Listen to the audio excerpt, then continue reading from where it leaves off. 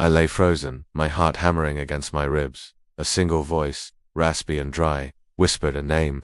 Leo, my childhood dog. The one I told my parents ran away, but who I'd secretly left the back gate open for after he'd nipped my hand.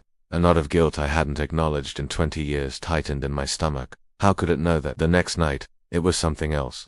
A whisper about the time I cheated on my final high school exam, a secret I thought I'd taken to the grave. The voice detailed the little notes I'd hidden in my sleeve, the way my hand trembled as I copied the answers. Every night a new revelation, a new secret unearthed from the deepest, darkest corners of my mind. The time I lied to my best friend, the money I borrowed from my mum's purse and never paid back, the cruel nickname I gave a kid in 3rd grade. My life became a waking nightmare. I was afraid to sleep, afraid of what forgotten sin the ceiling would dredge up next.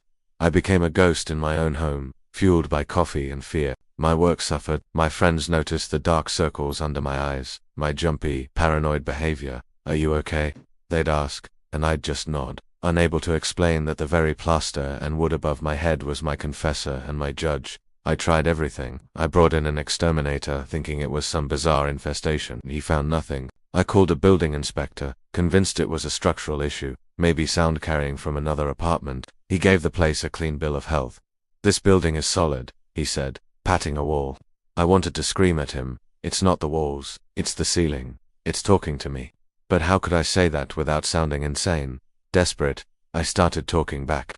"Who are you?" I'd yell at the blank white expanse. "What do you want from me?" The only answer was the relentless, whispering catalogue of my life's mistakes.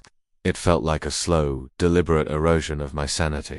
The ceiling wasn't just telling my secrets, it was relishing them, tasting every drop of my shame and regret.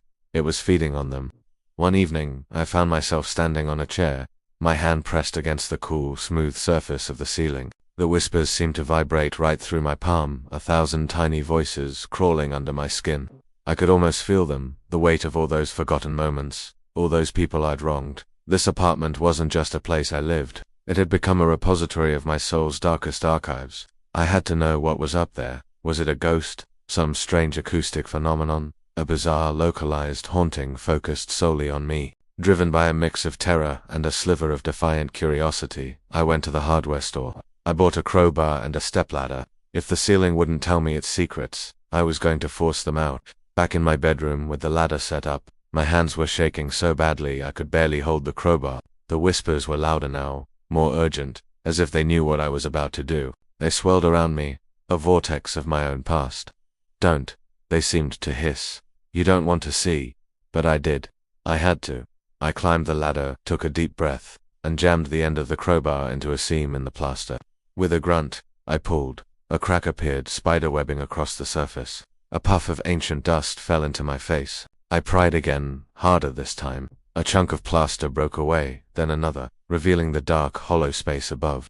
The whispering stopped. The sudden silence was more deafening than the noise had ever been. I shone my phone's flashlight into the hole, my heart ready to burst from my chest. I expected to see old pipes, wiring, maybe a rat's nest. I saw none of that. Instead, the beam of light landed on something that made my blood run cold. It was a face, pale with sunken eyes and a gaping mouth, staring down at me from the darkness, and then another face next to it, and another. The entire cavity between the ceiling and the floor above was filled with them. Dozens, maybe hundreds of plaster-white silent faces, all molded into expressions of anguish and sorrow. They weren't moving, they weren't breathing. They were just there, like a macabre, hidden fresco. I stumbled back, nearly falling off the ladder. These weren't just faces. I recognized them. There was a distorted version of my 3rd grade teacher, my ex-girlfriend, my grandmother. Every person connected to the secrets the ceiling had whispered. Every face was a monument to a lie, a betrayal, a moment of weakness. It was a gallery of my guilt, given physical form. I finally understood. The building wasn't haunted by spirits, it was haunted by me. It had somehow absorbed my memories, my regrets, and given them a horrifying shape in the space just above my head. The whispers weren't coming from the ceiling, they were coming from inside me, amplified and echoed back by this strange, sentient architecture. I scrambled out of that apartment and never went back. I left everything behind. I now sleep in a new place, a modern building with thin walls and no history. Sometimes, late at night, when it's too quiet, I find myself staring up at the ceiling, and I listen. So far it's been silent. But I know my secrets are still with me, waiting. and I can't help but wonder, if I stay in one place long enough, will the ceiling start whispering again? Thanks for listening, and if you have a story that keeps you up at night, I'd love to hear it. Don't forget to like and subscribe for more tales from the shadows.